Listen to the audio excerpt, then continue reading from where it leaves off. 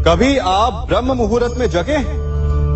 जगकर देखिए, संध्या होने के पश्चात जब रात्रि का अंधकार सारे संसार को धीरे धीरे अपने अंधकार में निगलने लगता है, तो यही अंधकार ब्रह्म मुहूर्त में भोर होने से ठीक पूर्व तनिक अधिक काला हो जाता है। कुछ समझे? हमारा जीवन भी कुछ ऐसा ही होता है।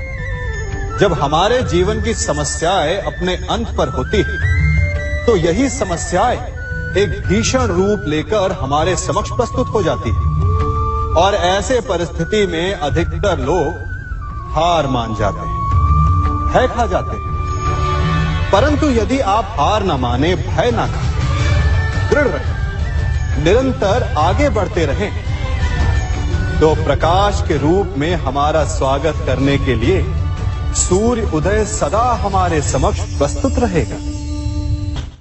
आपने बरगद के वृक्ष को देखा है? जितना विशाल उतना दृढ़। पतझड़ में वो सूख जाते हैं, परंतु दुर्बल नहीं होते, टूटकर गिरते नहीं। और उसके विपरीत दलदल में उपजे वृक्षों को देखिए, वो दिखने में तो बड़े होते हैं, पतझड़ आए या शीत सदा हरे भरे होते हैं, परंतु इतने दुर्बल होते हैं कि जल धारा के हल्के से वेग से वो गिर जाते हैं। परंतु ऐसा क्यों होता है? कारण है जड़ें। जिसकी जड़ें दृढ़ भूमि में है, वो हर चक्रवात, हर ऋतुओं को सह लेता है, और जिसकी जड़ें दलदल में है, वो स्वयं की जड़ों को दुर्बल बना लेता है। कुछ ऐसा ही मनुष्य भी होता है, जो अधर्म, कुकर्म और असत्य की धरा पर उपजा है। वो समय की एक मार भी नहीं सह पाता, और जो मनुष्य सत्य, धर्म की धरा पर उपजा है, वो हर समस्या से अविचलित हो जाता है। अब आप पर निर्भर करता है कि आप क्या बनना चाहते हैं। हमारे जीवन में मित्र और शत्रु बड़ा महत्व रखते हैं। यदि गंभीरता से सोचा जाए तो ऐसा कोई क्षण नहीं जब हम अपने मित्रों के बारे में ना सोचते हो या फिर अपने शत्रुओं के बारे में। हमारा हर कार्य या तो हमारे मित्रों के हित के लिए होता है या फिर हमारे शत्रुओं के अहित के लिए। हम हर स्थान या तो अपने मित्रों के साथ होते हैं या फिर अपने शत्रुओं के साथ। कोई नहीं चाहता कि उनका शत्रु प्रसन्न रहे। हर कोई अपने शत्रु को नष्ट कर देना चाहता है, और ऐसा करने के लिए वो हर संभव प्रयास करता है। उसे आर्थिक, मानसिक और शारीरिक हानि पहुंचाने का प्रयास करता है। परंतु यदि मैं आज आपको ऐसा मंत्र सिखाऊं जिससे आप अपने शत्रु को सदा के लिए नष्ट कर दे तो, और वो मंत्र है मित्र बनाना। अपने सभी शत्रुओं को अपना मित्र बना लीजिए और आपके सारे शत्रु स्वतः ही समाप्त हो जाएंगे। मैं क्या कर रहा हूं? मैं दिए प्रज्वलित कर रहा हूं ताकि अंधकार को मिटा सकूं। अब आप कहेंगे कि इसमें कौन सी बड़ी बात है ना? परंतु इसमें महत्वपूर्ण बात समझने के लिए यह है कि मैं क्या नहीं कर रहा हूं, और मैं अंधकार नहीं कर रहा हूं। क्योंकि अंधकार को मिटाने के लिए प्रकाश का अस्त्र तो उठाना ही पड़ता है। बुराई को बुराई से नहीं, अच्छाई से जीता जाता है। अन्याय को अन्याय से नहीं, न्याय से लड़ा जाता है।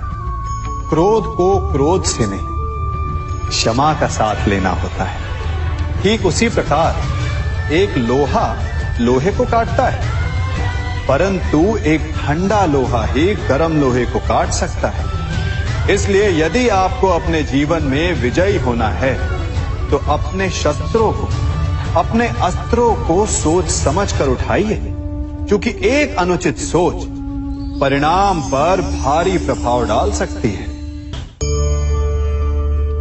आप सब सोच रहे होंगे कि ये क्या मैं करने लगा। मैं इस पौधे को जड़ से उखाड़ रहा हूं। आश्चर्य हो रहा है ना कि एक पौधे को उखाड़ना या काटना ना केवल एक अपराध है अपितु पाप भी है। तो फिर मुझे ऐसा करने की क्या आवश्यकता पड़ गई? क्योंकि कई बार विनाश ही सृजन तक पहुंचाता है। यदि नया भवन बनाना हो तो पुराने भवन को गिराना पड़ता है। व्यवस्था को परिवर्तित करने के लिए क्रांति लानी पड़ती है।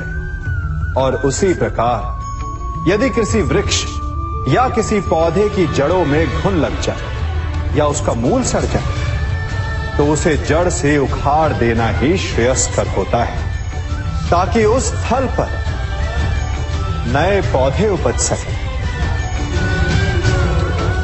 युद्ध करना पर्याय नहीं,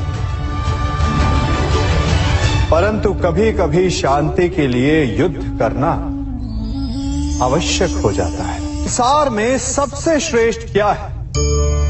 फूल या कांटे, प्रेम या घृणा, संपन्नता या दरिद्रता, मित्र या शत्रु?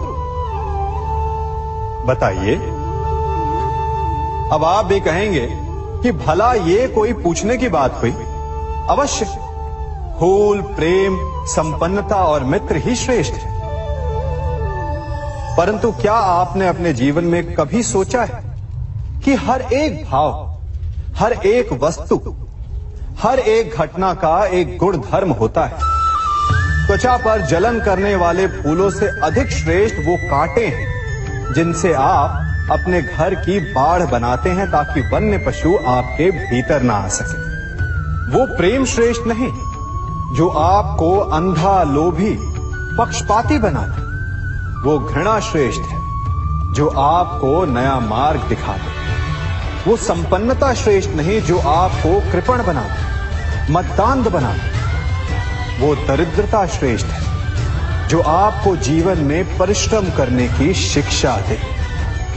कुविचार देने वाले, बुरा मार्ग दिखाने वाले मित्रों से अधिक श्रेष्ठ वो शत्रु होते हैं जो हमें जीवन का लक्ष्य दे दे।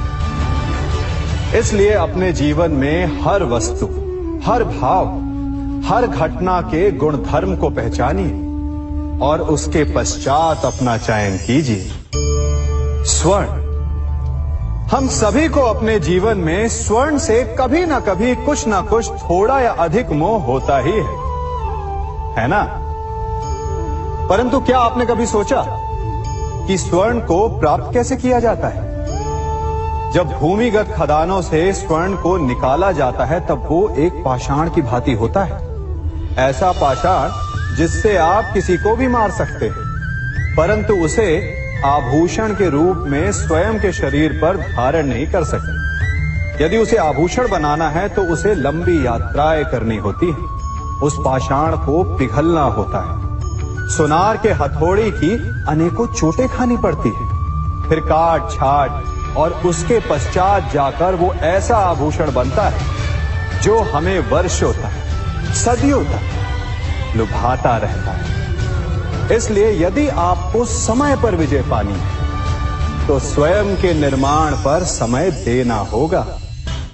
हम सभी सुनते आए कि जो वीर होता है, साहसी होता है, शौर्यवान होता है, उसके समक्ष सारा संसार झुकता है।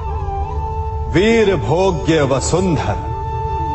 परंतु वीरता है क्या? शौर्य क्या है? साहस क्या है? साहस युद्ध नहीं, वीरता विजय नहीं, शौर्य कभी ना गिरना नहीं। साहस किसी चुनौती के समक्ष खड़े होने का भाव है, तो वीरता उस चुनौती को उत्तर देने के लिए पूर्ण परिश्रम लगा देना है। और शौर्य का अर्थ है गिरकर फिर से उठने का साहस रखना, बार बार प्रहार करके वीरता दिखाना, निरंतर प्रयास करते रहना, निरंतर परिश्रम करते रहना। इसलिए विजयी होने से अधिक महत्वपूर्ण है शौर्यवान होना, क्योंकि जो शौर्यवान है उसे विजय मिलना निश्चित है। कभी किसी पक्षी को घोंसले की नींव बनाते देखा है? अथक परिश्रम करके तिनका तिनका बिटोर कर वो पक्षी अपना घोंसला बनाता है, अपनी संतान के लिए एक सुरक्षित घर बनाता है। और फिर कहीं से तीव्र आंधी आती है, भारी वर्षा होती है और उसका घोंसला तिनका तिनका करके बिखर जाता है। फिर वो पक्षी क्या करता है? वो रोता नहीं, ना ही विलाप करता है। वो बिना विलंब करे फिर से अपना घोंसला बनाना प्रारंभ कर देता है और सफलता पाता है। फिर हम क्यों छोटी छोटी असफलता से भयभीत होकर परिश्रम करना छोड़ देते हैं? एक बात सदा स्मरण रखिएगा, हर वृक्ष कुल्हाड़ी की एक मार से नीचे नहीं गिरता, हर चट्टान घन के एक प्रहार से नहीं टूटती। सफलता पाने के लिए अनावरत परिश्रम करना ही मात्र एक मार्ग है। स्वीकारण, सत्य का स्वीकारण मनुष्य के लिए बहुत ही महत्वपूर्ण है। जब तक मनुष्य सत्य को स्वीकार नहीं करता, उसे असत्य से लड़ने की शक्ति प्राप्त नहीं होती। जब आप भोजन करते हैं तो क्या होता है? आपका पेट स्वीकारता है कि वो भर चुका है और आप भोजन करना बंद कर देते हैं। जब आपको निद्रा आती है तो क्या होता है? आपका मन स्वीकारता है कि आपका शरीर थक चुका है और उसे विश्राम की आवश्यकता है। उसी प्रकार जब आपको किसी व्यसन को रोकना हो तो आपको स्वीकारना पड़ता है कि बहुत हो चुका, चाहे वो लालच हो या मदिरापान। उस व्यसन का त्यागना तभी प्रारंभ होता है जब आप ये स्वीकार कर लेते हैं कि आप उस व्यसन के बंधक हैं। हम में से ऐसा कोई नहीं जिनकी परछाई उनसे दूर रहती। हमारी परछाई सदैव हमारे साथ रहती है। कदाचित हमारी परछाई हमारे कर्मों के फलों का संकेत है। कदाचित इसी कारण कई बार हमें अपनी परछाई से भय भी लगता है, परंतु इस भय से निवारण पाने का एक साधन अवश्य है। वो है सूर्य की ओर मुख करना या किसी प्रकाश के स्रोत की ओर मुख करना, क्योंकि तब हमें हमारी परछाई दिखाई नहीं देती। यदि इसे जीवन के संदर्भ में देखें तो ये प्रकाश का स्रोत शुभ कर्मों की चेतना है। यदि आपके मन में शुभ कर्म करने की इच्छा है तो आपको कभी भी अपने कर्मों के फल का भय नहीं होगा, क्योंकि यदि आपका मन शुद्ध होगा तो आपके कर्म शुद्ध होंगे और शुद्ध कर्मों का फल कभी अशुद्ध नहीं हो सकता। आज मैं आप सबको एक कथा सुनाता हूं। एक दिन प्रातः एक व्यापारी अपने घर से निकला। घर से निकलते ही एक बिल्ली ने उस व्यापारी का मार्ग काट दी। व्यापारी घबरा गया। वो फिर से घर लौट गया और शुभ घड़ी की प्रतीक्षा करने लगा। और जब वो पुनः अपने घर से निकला तब वो वाहन जा चुका था जिससे राजा तक पहुंचकर उसे भेंट देनी थी। राजा को भेंट नहीं मिली। राजा क्रोधित हो गए। राजा ने उस व्यापारी का व्यापार बंद करवा दिया। इस कारण व्यापारी क्रोधित होकर घर पर अपनी पत्नी से लड़ बैठा। पत्नी अपने बच्चों समेत मैके वापस चली गई और उस व्यापारी के जीवन में यदि कुछ रह गया था तो केवल अंधकार। और इन सब का कारण वो उस बिल्ली को मानता रहा जिसने उसका मार्ग काटा था। ऐसा ही एक दूसरा व्यापारी राजा को भेंट देने निकला और उस व्यापारी का मार्ग भी एक बिल्ली ने काट दिया। वो व्यापारी तनिक घबराया, परंतु उसने आगे बढ़ना अधिक उचित समझा। राजा तक वो समय पर पहुंचा। उसने राजा को भेंट की। राजा प्रसन्न हुए और राजा ने व्यापारी को अपना व्यापार बढ़ाने की अनुमति दी। स्वर्ण आभूषण दी। जब व्यापारी घर पर पहुंचा तो पत्नी को आभूषण और अपने बच्चों को देने के लिए वस्त्र थे उसके पास। हर ओर प्रसन्नता थी। समझ रहे हैं ना, दोनों के साथ एक ही प्रकार की घटना हुई, परंतु दोनों की प्रतिक्रिया भिन्न थी। ऐसा ही हमारा जीवन भी है। हमारे जीवन में प्रारब्ध का अपना स्थान है, परंतु उससे कई अधिक महत्वपूर्ण हमारी प्रतिक्रिया, हमारे सोच का प्रभाव है। क्योंकि यही हमारे जीवन को आकार देते हैं। इसलिए अपनी सोच को सकारात्मक रखिए। आपका जीवन सदैव आनंदमय रहेगा। आप इन दो पात्रों को देख रहे हैं। मेरे इस पात्र में जल है और ये पात्र मिष्ठान से भरा हुआ है। दोनों ही पात्र भरे हैं, परंतु देखिए, मिश्री को जल में मिला दिया। जल ने मिश्री को अपना लिया। मिश्री ने अपना अस्तित्व खो दिया, परंतु जल को अभिमान है कि उसका अस्तित्व अभी भी बना हुआ है। परंतु जो इस जल को चखेगा उसे अवश्य पता चल जाएगा कि ये जल अब वो जल नहीं रहा, ये अब शरबत बन गया। हमारा त्याग, हमारे बलिदान भी ऐसे ही होते हैं। जो इस बात को अनुभव करते हैं वो समझ सकते हैं कि कैसे हमने समय की धारा को बदल दिया। जो बलिदान देते हैं उनका अस्तित्व कभी नष्ट नहीं होता, अपितु उनका बलिदान संसार में कुछ ना कुछ परिवर्तन अवश्य लाता है। हम सभी कभी ना कभी, कहीं ना कहीं अपने जीवन में यात्रा अवश्य करते हैं। हमारी यात्रा में कभी पक्के रास्ते आते हैं तो कभी कच्चे रास्ते। पक्के रास्ते मनुष्य बनाता है और कच्चे रास्ते जानते हैं कैसे बनते हैं? चलते चलते बन जाते हैं। जब लोग एक स्थान से जाते हैं तो पैरों के दबाव से नीचे की घास कुचल जाती है। बार बार उस मार्ग से जाने से धीरे धीरे मार्ग स्वतः ही बन जाता है। और यही जीवन है, यही नियति है। जब आपके जीवन में आपको मार्ग ना मिले तो रुकिए नहीं, आगे बढ़ते रहिए और आपके पैरों के दबाव से मार्ग स्वतः ही बन जाएगा। हम सभी अपने जीवन में सफलता चाहते हैं, है ना? उसके लिए हम रात दिन परिश्रम करते हैं, कड़ी मेहनत करते हैं, परंतु फिर भी असफल हो जाते हैं। परंतु ऐसा क्यों होता है? कभी सोचा आप सबने? क्योंकि सफलता पाने का मंत्र बड़ा कठिन नहीं, बड़ा सरल है।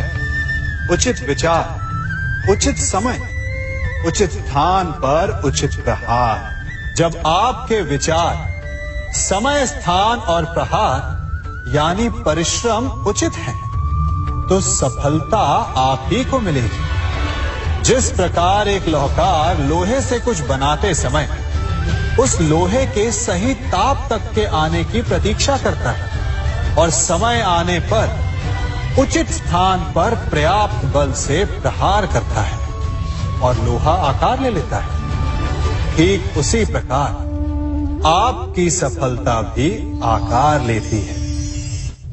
हम सभी को अपने जीवन में कभी ना कभी निराशा मिलती है, असफलता मिलती है और अधिकतर लोग इसके पश्चात भाग्य का रोना लेकर बैठ जाते हैं। कुछ कहते हैं कि जिस स्थान पर मैं हूं उससे कई ऊंचे स्थान पर होने के योग्य था, परंतु नहीं जा पाया।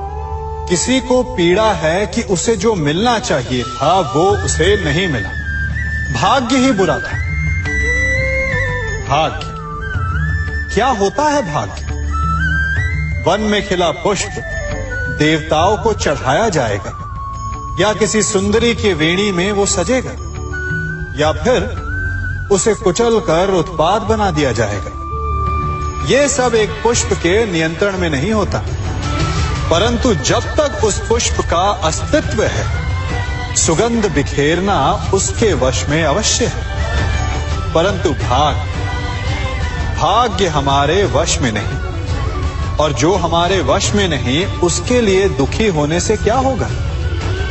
कर्म पर वश है, वो कीजिए और धीरे धीरे भाग्य आपके वश में आ जाएगा, क्योंकि कर्म ही प्रधान है।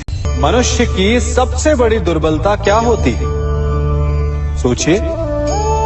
धन, प्रेम, अहंकार। मनुष्य की सबसे बड़ी दुर्बलता होती है उसके रहस्य। चाहे आप कितने भी शक्तिशाली क्यों ना हो, कितने भी प्रबल क्यों ना हो, परंतु उसके रहस्य उसके नाश की चाबी होती है। इसलिए यदि प्रबल रहना है, शक्तिशाली रहना है, समर्थ रहना है, तो अपने रहस्य को किसी को भी ना बताएं, ना मित्र को और ना ही शत्रु को, क्योंकि समय पड़ने पर कब कौन शत्रु हो जाए ऐसा कहना संभव नहीं। विभीषण को रावण के अमृत कुंड का ज्ञात था, इसीलिए प्रभु श्री राम रावण का वध करने में सफल हो सके। इसलिए उचित यही है कि आप अपने रहस्य को स्वयं तक ही सीमित रखें। मनुष्य का मन बड़ा विचित्र होता है, कल्पना में ही विकास करता है, संपन्न भविष्य का स्वप्न देखता है और कल्पना में ही जो नहीं हुआ उससे भय खाता है। और यही भय मनुष्य का सबसे बड़ा शत्रु है। हमारे भविष्य के मार्ग में, हमारे आनंद के मार्ग में सबसे बड़ी बाधा है। अब आप लोग मुझसे पूछेंगे कि इसका तोड़ क्या है, भय से मुक्ति कैसे पाई जाए? तो ये प्रश्न आप स्वयं से पूछिए। तनिक सोचिए, जब आप एक सुंदर भविष्य की कामना करते हैं तो उसे पाने के लिए आप परिश्रम करते हैं ना। ठीक उसी प्रकार भय से मुक्ति पाने के लिए आप उससे लड़ जाएं और उसका निवारण आपको स्वतः ही मिल जाएगा। इसलिए जब भी भय आपको सताए तो उससे भागे नहीं, उससे घबराए नहीं, क्योंकि भय का काम ही होता है आपको भयभीत करना। इसलिए जब भी भय आप पर आक्रमण करे तो आप भी उस पर पहले ही आक्रमण कर दें। हम सब मित्रों के साथ रहना चाहते हैं, शत्रुओं से दूर रहना चाहते हैं। क्यों? क्योंकि हमें जीवन में आनंद पाना है, जीवन में आगे बढ़ना है, स्वयं को संपन्न देखना है। और यदि किसी से भी आप पूछेंगे कि जीवन में सफलता पाने के लिए सबसे अधिक आवश्यकता किसकी होती है, तो हर एक आपको लगभग एक ही उत्तर देगा। सफलता प्राप्त करने के लिए आपको सच्चे मित्रों की आवश्यकता होती है। परंतु यदि आपको और अधिक सफल होना है तो आपको केवल मित्रों की नहीं, शत्रु की अधिक आवश्यकता है। अब आप कहेंगे, ये मैंने कैसी बात कर दी? तनिक स्वयं सोचिए। जब भी संकट आता है तो मित्र क्या करते हैं? आपकी सहायता करने के लिए आपके साथ खड़े हो जाते हैं, और संकट के समय में शत्रु और बड़ा संकट बनकर हमारे समक्ष खड़े हो जाते हैं। मित्र हमें सहायता देते हैं, अपनी शक्ति देते हैं, परंतु शत्रु आपके भीतर छिपी शक्ति को बाहर लाता है, आपको और अधिक बलवान बनाता है। संगति या साथ, मित्र और साथी मनुष्य के व्यक्तित्व के लिए सबसे महत्वपूर्ण होते हैं। अब आप कहेंगे, ये कैसे? मनुष्य अवश्य अपने व्यक्तित्व के लिए उत्तरदायी होता है, परंतु मनुष्य संगति में ना चाहते हुए भी उसका व्यक्तित्व संगत की भांति हो जाता है। इन पात्रों को देख रहे हैं? मध्य में जल रखा है, इसमें दूध है और इसमें मलिन कीचड़ रखा है। यदि मैं इस जल को इस दूध में मिलाता हूं तो ये जल दूध बन जाता है, और यदि इसी जल को इस मलिन कीचड़ में मिलाता हूं तो क्या हुआ? ये जल कीचड़ बन गया। ऐसी कोई युक्ति नहीं कि जल बिना घुले मिले दूध या कीचड़ में अपना अस्तित्व बनाए रखे या उनसे अलग रहे। और ठीक ऐसा ही मनुष्य के जीवन में भी होता है। यदि एक गुणहीन व्यक्ति गुणवानों की संगत में बैठे तो उसे भी गुणवान समझा जाता है, सम्मान का पात्र समझा जाता है। और यदि एक गुणवान व्यक्ति गुणहीनों की संगत में बैठे तो उसे भी तिरस्कार मिलता है। इसलिए अपने जीवन में सदैव संगति सोच समझकर सावधानी से चुनिएगा। कभी खेत में किसी किसान को खेती करते देखा है?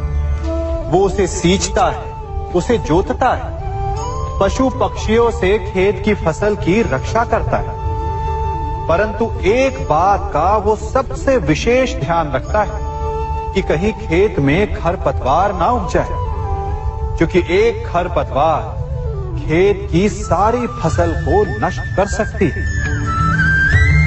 ठीक उसी प्रकार यदि वंश की कोई संतान खोटी निकल जाती है तो वो समूचे वंश का सर्वनाश कर देती है। इसीलिए संतान के लालन पालन में विशेष ध्यान देना आवश्यक होता है, क्योंकि संतान वो फसल होती है जो वंश के आने वाले समय को महान बना सकती है या फिर वंश का पतन भी कर सकती है।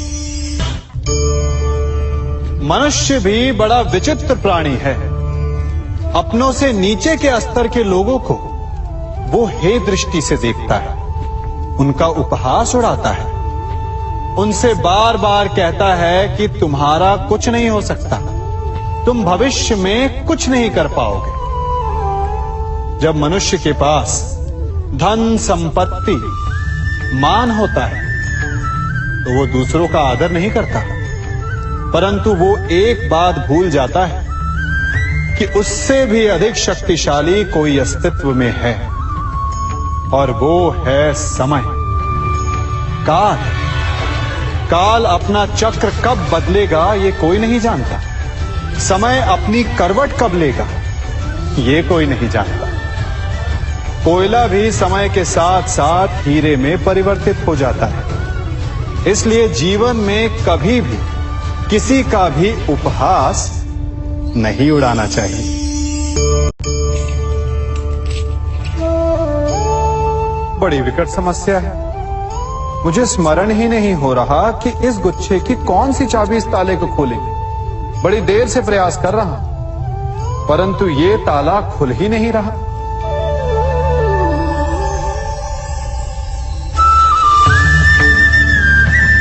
ऐसी परिस्थिति में आप क्या करेंगे? अधिकतर लोग ऐसी परिस्थिति में अपनी आशा खो बैठते हैं। उन्हें लगता है कि चाबी खो गई। वो तिलमिला जाते हैं, क्रोधित हो उठते हैं, परंतु उस समय धैर्य रखें तो गुच्छे की अंतिम चाबी ताला खोल सकती है। कुल्हाड़ी का अंतिम प्रहार वृक्ष को काट के गिरा देता है, परंतु क्या सत्य में कुल्हाड़ी का अंतिम प्रहार वृक्ष को काट के गिरा देता है? आपको आपका लक्ष्य दिला देता है? नहीं, आपका निरंतर प्रयत्न ही आपको सफलता दिलाता है। जब आपका मन निराश है तो अपने कार्य में दुगनी उत्साह से जुट जाए, क्योंकि अनावरत बहता जल ही कठोर चट्टान को काट सकता है। सफलता का मूल है परिश्रम, प्रयास और आशा। मनुष्य का जीवन ऋतुओं के समान होता है। आज ग्रीष्म तो कल वर्षा, परसों शीत तनिक संकट आया तो हम संयम खो बैठते हैं, तनिक ऋतु बदली तो हम अधीर हो जाते हैं। अपने आक्रोश में, अपने क्रोध में हम उनसे ही संबंध बिगाड़ लेते हैं जो हमारे अपने होते हैं।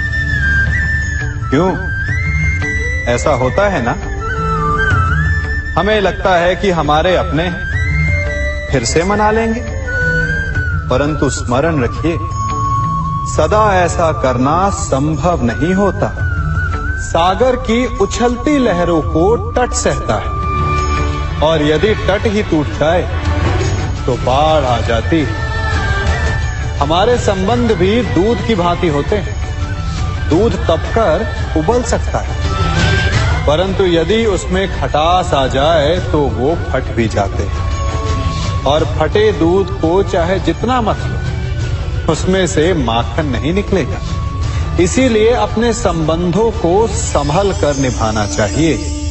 कभी चुंबक को देखा है कैसे वो लोहे की ओर आकर्षित होता है, और कैसे वो लोहे को अपनी ओर आकर्षित करता है?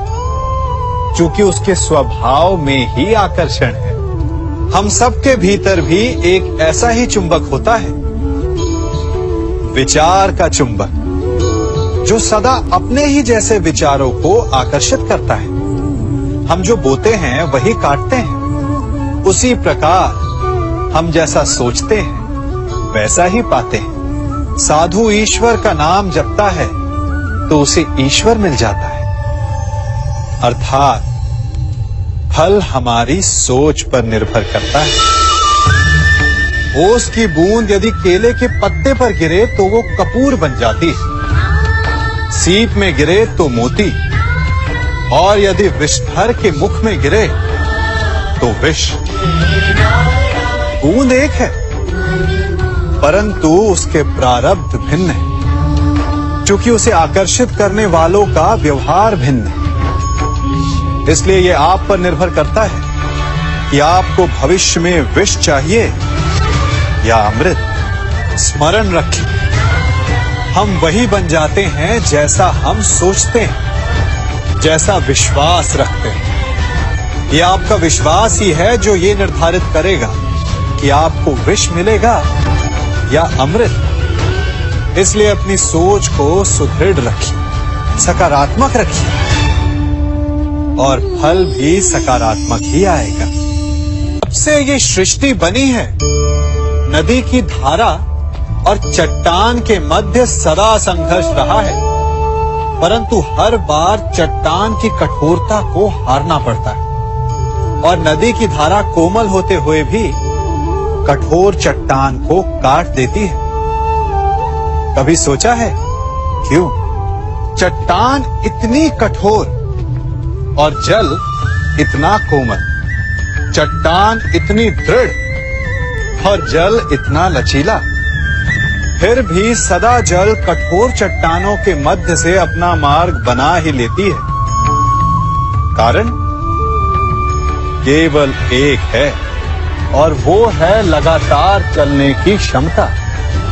जल बढ़ता रहता है, चट्टान अडिग रहती है। इसी कारण जल चट्टान को काटकर मार्ग बना लेता है। इसलिए लगातार चलते रहिए, रुकिए मत, क्योंकि चट्टान जैसी हर समस्या को आप भी जल की तरह काट सकते हैं। इस फल को देख रहे हैं आप? अभी अभी अपनी डाल से अलग हुआ है। बड़ा दुख होता है ना जब आप अपने उद्गम से अलग होते हैं, परंतु ये दूरी भी आवश्यक है। अब इस फल को ही ले लीजिए। अपने जीवनदाता वृक्ष से अलग होकर ये ना केवल किसी की भूख शांत करेगा, अपितु इसके भीतर के बीज से एक नए वृक्ष का सृजन भी होगा और कई फल जन्मेंगे। सृजन की प्रतिक्रिया में पीड़ा आवश्यक है। यदि पीड़ा नहीं होगी तो सृजन नहीं होगा। पीड़ा अपने उद्गम से दूर होने, पीड़ा अपनों से दूर होने। इस फल की भांति हम मनुष्यों को भी अपने उद्गम से, अपने सगे संबंधियों से अलग होना पड़ता है। और यही अलगाव एक नए सृजन को, एक नई सृष्टि को, एक नए विकास को जन्म देता है। इसलिए ऐसे अलगाव से दुखी मत होइए, उसका स्वागत कीजिए, क्योंकि ये विकास की नींव है। अपराध वो भावना है जिसके कारण संसार में सदा दुख ही व्याप्त रहता है। हम सब अपराधियों से घृणा करते हैं, उन्हें कोसते हैं, परंतु क्या कभी विचार किया है कि कोई भी जन्म से अपराधी नहीं होता? तो ऐसा क्या कारण है कि कोई इतना बुरा बन जाता है कि वो बुराई की सीमाएं ही पार कर जाए? कारण है कामना। यदि कामना पर नियंत्रण ना रखा जाए, यदि कामना को पूर्ण करने के लिए परिश्रम ना किया जाए, तो वो तृष्णा में बदल जाती है, और तृष्णा लालच में, और लालच छल में, और छल करते ही मनुष्य अपराध की ओर अपने पग बढ़ा देता है। इसलिए ये अत्यंत आवश्यक है कि मन की कामनाओं पर नियंत्रण रहे। यदि मन पर नियंत्रण रहेगा तो अपराध पर स्वयं ही नियंत्रण हो जाएगा। हम सबका मन करता है कि हम जीवन में ऐसे शिखर पर पहुंचे जहां हमसे ऊपर कोई ना हो, जहां हमें कुछ करने की आवश्यकता ना पड़े, है ना? कुछ लोग इस शिखर पर पहुंच भी जाते हैं, परंतु उनका मन सदा विचलित रहता है।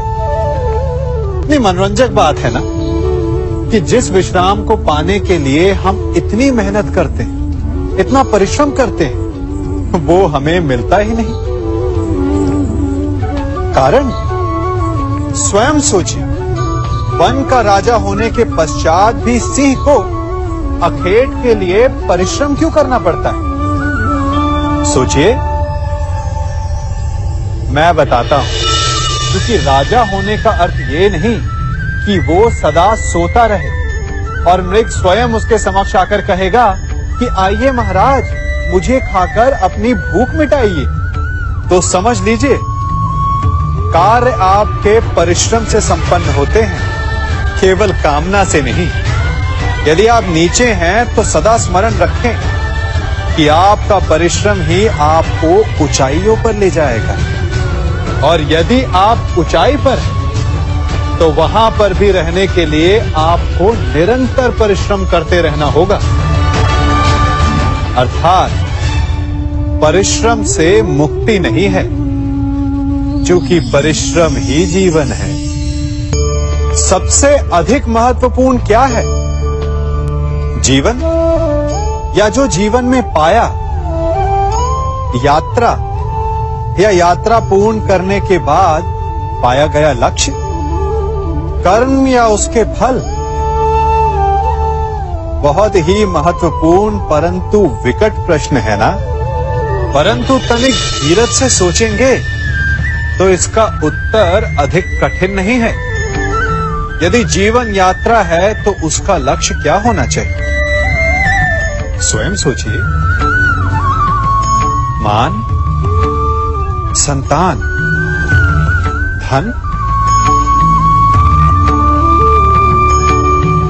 नहीं ना। अंतिम लक्ष्य है परम आनंद, और ये अचानक से नहीं मिलता। इसे पाने का केवल एक ही उपाय है, और वही आपका कर्म, वही आपकी यात्रा भी, और वही आपका प्रारब्ध भी है। और आपको कौन बताता है कि आपके लिए सही क्या है? वो है आपका मन, जो मस्तिष्क की भांति हानि और लाभ नहीं सोचता, जो आपको ये बताता है कि शुभ किसमें, संसार का कल्याण किसमें, आनंद किसमें। यदि आपका मन संयमित है तो वो आपका सबसे महत्वपूर्ण मार्गदर्शक है। जो आपकी यात्रा, आपका लक्ष्य, आपके कर्म और उसके फलों को सबको शुभ बना सकता है।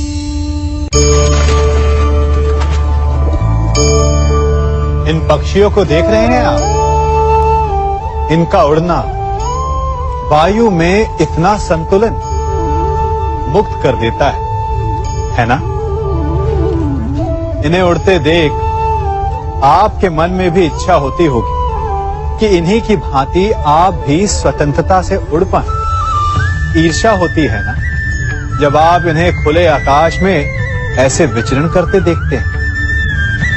पर कभी सोचा है इस उड़ान को, इस स्वतंत्रता को पाने के लिए कितना परिश्रम, कितना अभ्यास किया होगा इन्होंने? आकाश में उड़ने से पूर्व धरती पर कितना गहन परिश्रम किया होगा इन्होंने। इनके माता पिता ने पहली बार जब इन्हें पंख फड़फड़ाने को उकसाया होगा तो कितनी बार गिरे होंगे। पहली बार वायु में उड़ते समय कितना भय लगा होगा इन्हें। अपनी पहली उड़ान के पश्चात धरती पर उतरते समय गिरकर कितनी चोट खाई होगी। इस उड़ान का, इस स्वतंत्रता का ये मूल है। यदि आप ये दे सकते हैं तो अवश्य आप भी इस स्वतंत्रता को पा सकते हैं। इन पक्षियों की भांति ही अपने चारों ओर जब भी आप किसी सफल मनुष्य को देखें तो उससे ईर्ष्या ना करें, उसके परिश्रम और पीड़ा को समझने का प्रयास करें जो उसने यहां तक पहुंचने में पाई है। प्रेरणा लें, प्रयास करें और स्वयं भी सफल हो जाएं।